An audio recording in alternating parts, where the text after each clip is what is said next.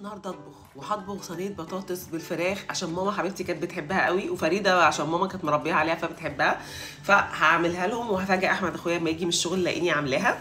هعملها بطريقه ماما، بما اني جبت سيره ماما فطبعا ارجو منكم طبعا ان انتوا تقروا لها الفاتحه وتقروا لامواتنا جميعا. هقطع البطاطس واوريكم هعملها ازاي. البطاطس خلاص قطعتها وغسلتها، ودي الفراخ انا متبلاها بقالي اكتر من 3-4 ساعات، حاطه عليها بصل وملح وفلفل وليمون ورشه بابريكا وجنزبيل، مروقه عليها كل التوابل. تمام. الفراخ دي بالمناسبه كانت جايبها لي واحده صاحبتي ساعه ما ماما توفت. يعني بصراحه اصحابي وقفوا معايا يا جماعه وقفه، يعني مش عارفه اقول الوقفه، يعني اهلي، هم اهلي.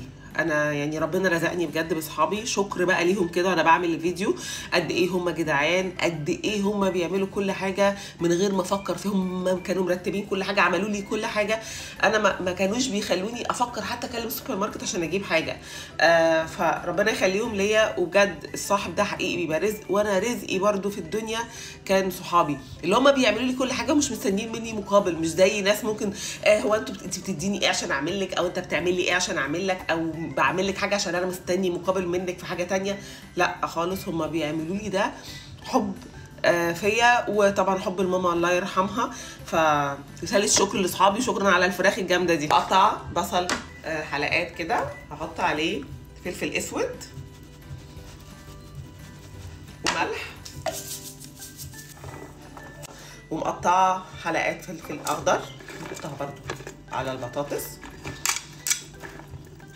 حبه زيت مش كتير، بحب اعملها بزيت الذره او زيت عباد الشمس ايا كان. حطيتهم كلهم على بعضهم. ضربه الطماطم في الخلاط، نحط الطماطم، توم مطحون طبعا، انا ببقى عاملاه عندي في البيت طحناه.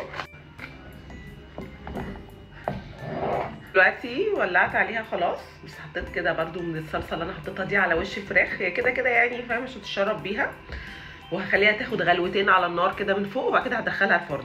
في الوقت ده بقى هعمل رز بالشعريه عشان ماما حبيبتي برده كانت بتحبه. نعمل رز بالشعريه.